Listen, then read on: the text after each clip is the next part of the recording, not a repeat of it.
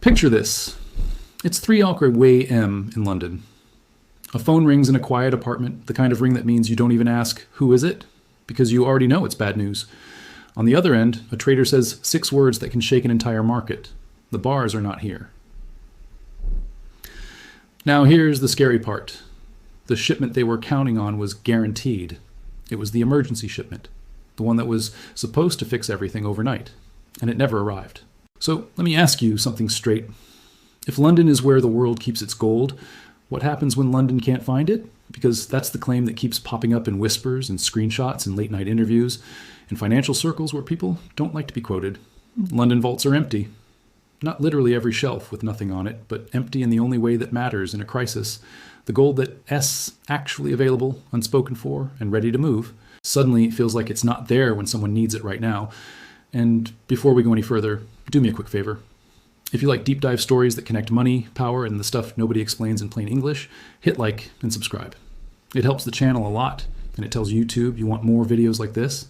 All right, now let's get into it, because the deeper you go, the stranger it gets.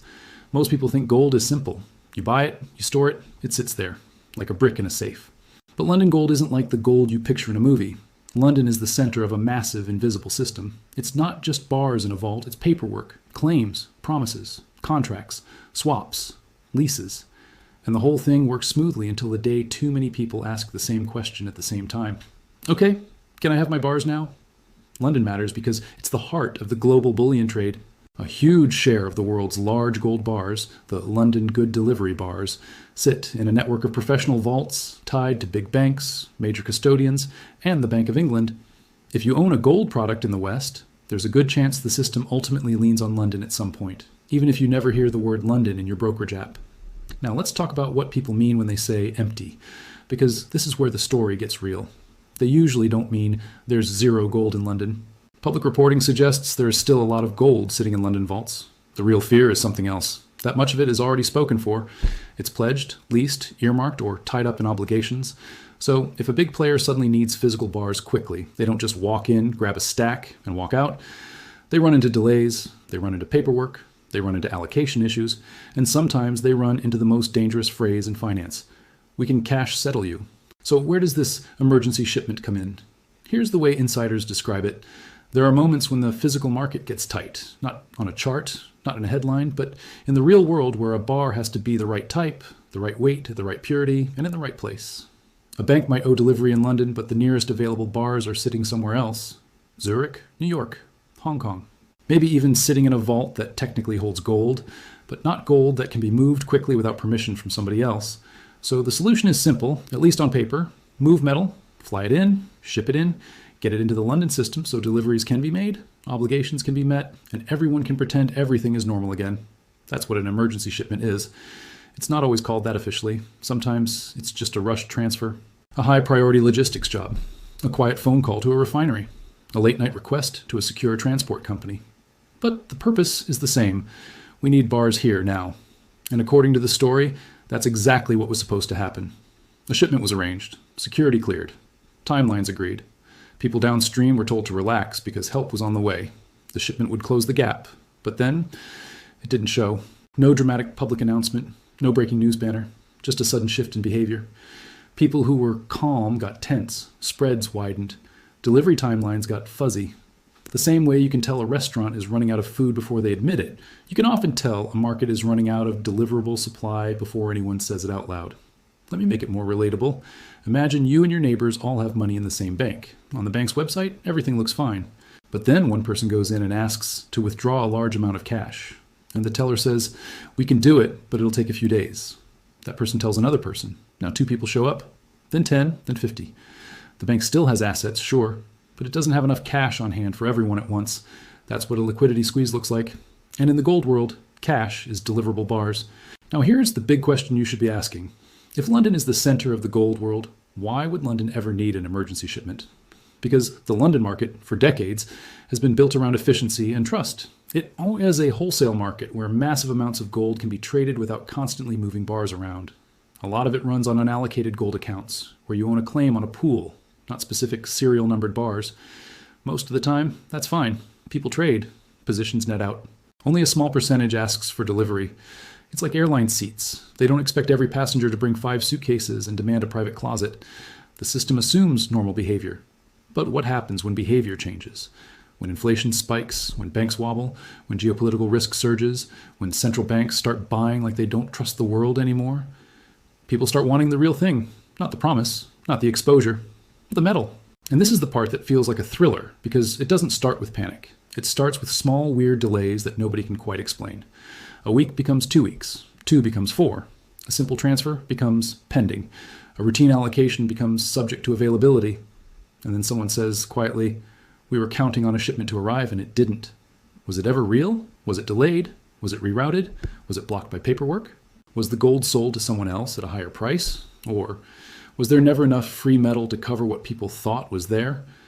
Hold that thought, because in a second I'm going to walk you through how London Gold actually works, why a vault can look full but still feel empty, and the 3 warning signs professionals watch for when the physical market is under stress. But first, I want you to picture the vaults themselves. Not a Hollywood room with mountains of coins. Real vaults are organized, labeled, controlled. Every bar has a serial number. Every movement is logged. And most of those bars are not just sitting. They're tied to ownership records and obligations. In normal times, it's boring. In stress times, it becomes a game of musical chairs with thousands of tons of metal. And when the music slows down, the people without a chair start offering deals. Better prices, premiums, special terms. Anything to avoid admitting they can't deliver on schedule. So now, let's go one layer deeper. Because if you only remember one line from this entire story, make it this. The real issue is not, is there gold in London? The issue is, how much of that gold is actually available to move right now, at the exact moment it's demanded? That's where the emergency shipment comes in. It's the patch, the band-aid, the thing that keeps the system looking smooth from the outside. And if that patch didn't arrive, then whatever gap it was meant to cover is still there. To understand how a missing shipment can even be a thing in a modern financial system, you need to understand the difference between owning gold and having a claim on gold. And I know that sounds like a technical detail, but it's actually the entire story. In the professional bullion world, there's allocated gold and unallocated gold. Allocated is simple. Specific bars with specific serial numbers held for you. It's like a safety deposit box with your name on it.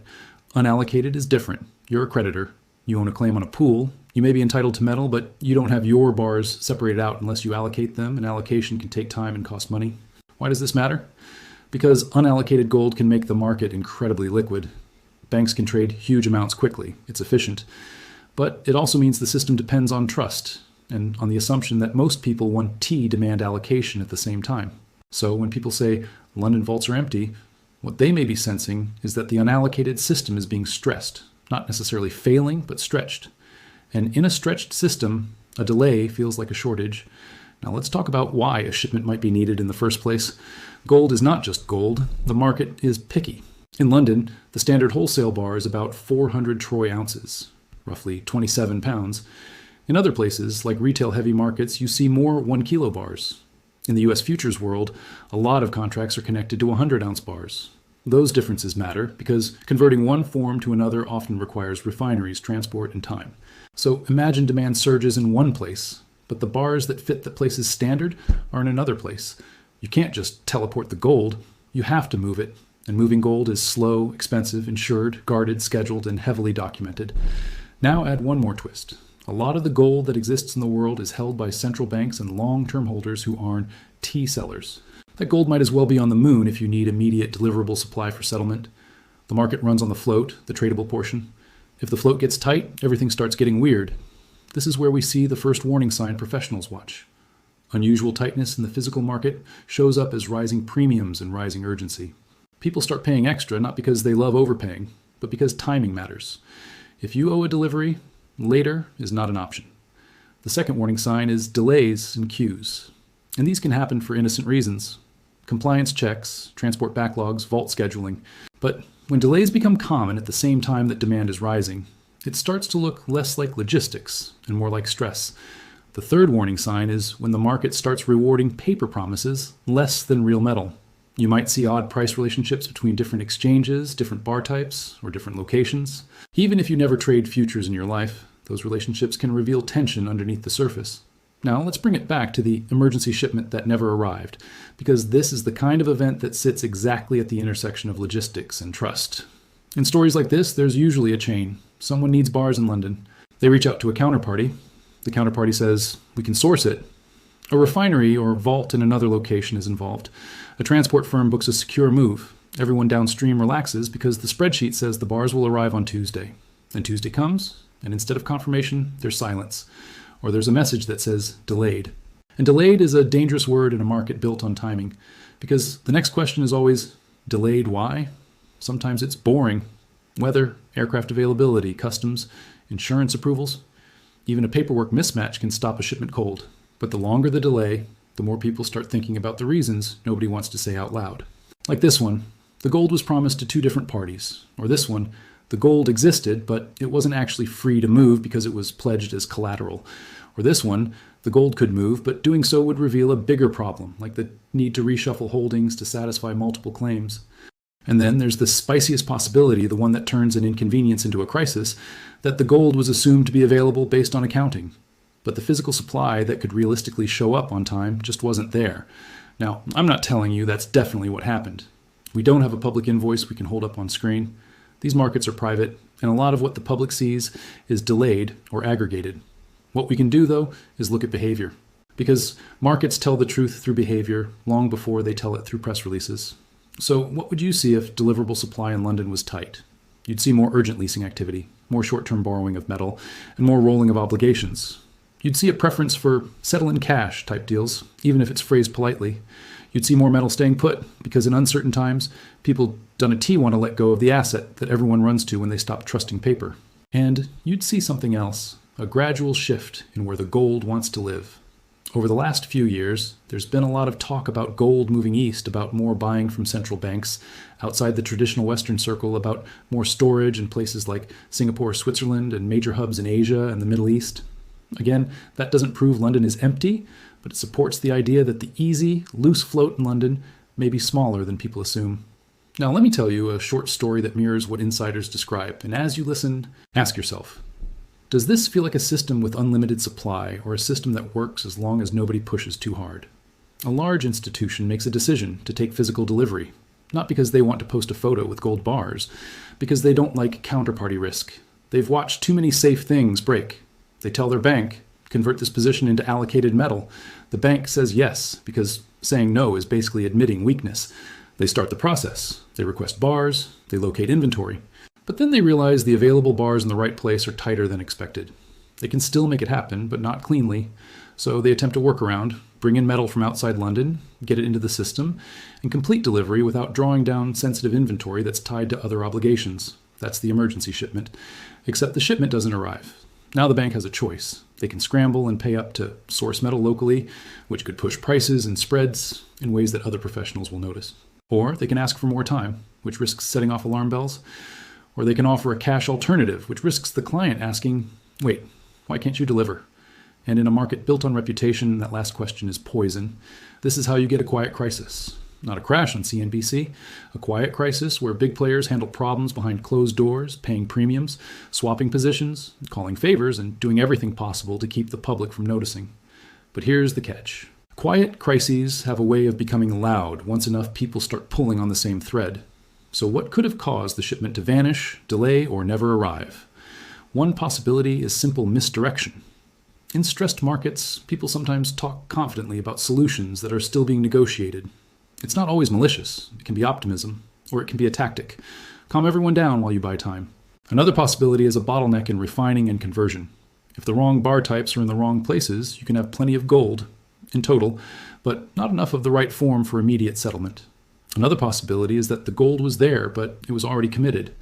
Think of it like a hotel that is fully booked but still sells a room online because the system hasn't updated yet.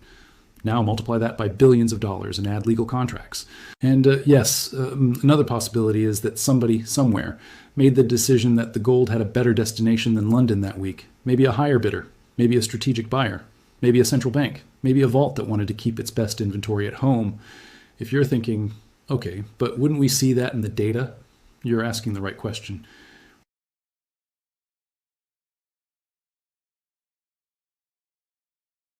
And what's tied to specific obligations? A vault can report large holdings and still the tradable float can be tight. So the story becomes less about a single missing plane or a single truck, and more about what that missing shipment represents The idea that the system needed a rushed physical fix to keep things smooth. And now we're at the point where the story gets personal for you as a viewer. Because you might be thinking, I don't trade gold, why should I care? You should care because gold is not just an investment. It's a stress signal for the entire financial system. When physical gold gets tight, it often means trust is tightening too. Trust between banks, trust in settlement, trust in promises. So here's the cliffhanger question as we head into the final part. If the emergency shipment didn't show up, how did the market keep functioning? What did they do instead? And what happens if the next time this happens, the patch doesn't work? If you're expecting the ending where someone kicks down a vault door and reveals empty shelves, that's probably not how this story ends. Real-world financial stress is rarely that cinematic. It's more like watching a building develop cracks. The building is still standing, until one day a crack turns into a visible break. So how does the market keep functioning if physical supply is tight and a promised shipment doesn't arrive? It improvises. The first tool is time. Deadlines get flexible, deliveries get rescheduled, contracts get rolled. If you can push a problem into next week, you might be able to solve it quietly with a different flow of metal or with positions netting out. The second tool is price. Premiums rise, even if the headline price doesn't fully show it.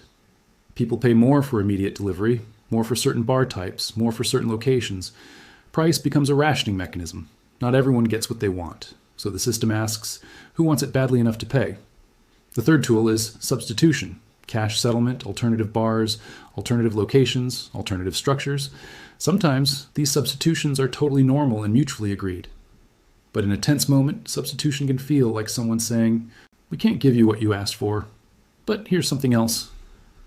And then there's the tool nobody likes to talk about openly, confidence management. The effort to keep things calm so the demand for delivery doesn't surge. Because if too many players decide they want physical at the same time, the system has to prove it can perform under pressure. Now, let me be very clear and very fair. None of this automatically means fraud. Large financial markets often rely on netting and on the fact that not everyone needs physical delivery. The risk comes from concentration and timing. When fear hits, timing changes. People stop trusting normal. They start asking for real. So what are the real-world consequences if London's deliverable float is smaller than people think? One consequence is that the market becomes more volatile around stress events. You can see sudden spikes in premiums, sudden shortages of certain products, sudden changes in settlement behavior. Even if you're not watching the plumbing, you'll feel it in headlines like record demand, tight supply, or unexpected delays. Another consequence is that more metal could migrate to places where holders feel more control. If you were a major buyer and you don't like the idea of a long queue or complicated allocation, you may prefer to store in a jurisdiction you trust more or in a vaulting system that you believe is more straightforward. Another consequence is reputational. The London market has been the gold hub for a long time, partly because of confidence. If enough big players quietly decide they don't like the delivery experience, you can see gradual changes in trading flows over years, not days. And now the big question, what should you do with this information? I'm not here to tell you to panic buy gold or dump your portfolio. This is not financial advice. This is about understanding how the system works, so you're not blindsided by headlines later.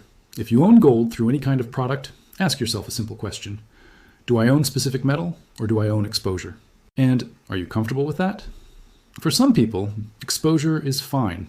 For others, the whole point of gold is removing counterparty risk, and exposure doesn't fully do that. If you're a long-term investor, the bigger lesson might be this. In moments of global stress, the difference between it exists and it's deliverable now becomes everything. Now, let's come back to the emergency shipment one last time, because the reason this story sticks is that it fits a pattern people have seen before in other markets. When things are calm, logistics are boring and invisible. When things get tight, logistics become the market. A single delayed shipment of a critical component can stop a factory. A single blocked shipping lane can reshape energy prices, and a single missing inflow of deliverable bars at the wrong moment can force the gold market to choose between paying up, pushing back deadlines, or offering substitutes. So whether that specific shipment was delayed, rerouted, or never truly locked in, the important point is what it reveals, that under the surface, the system sometimes needs urgent physical solutions to keep the promise machine running smoothly. And that brings us to you. Because I want to hear your take. Do you think the London vaults are empty talk is mostly exaggeration, like internet drama? Or do you think it's pointing to something real, like a shrinking pool of deliverable metal and rising pressure behind the scenes? And what do you think happened to that so-called emergency shipment? Delayed paperwork? Or a sign that somebody somewhere couldn't source what they claimed? Drop your opinion in the comments and be specific. I read them, and I'm looking for the smartest explanations from you guys, not just hot takes. And if this video helped you understand the gold market in a way you haven't heard before, share it with one friend who follows money and markets. Sharing does two things. It supports the channel, and it puts this question in front of more people, which is how we get better answers. Because at the end of the day, this story isn't just about gold bars in London. It's about trust. It's about settlement. It is about what happens when a system built on smooth promises runs into a moment where somebody asks, okay, show me the metal.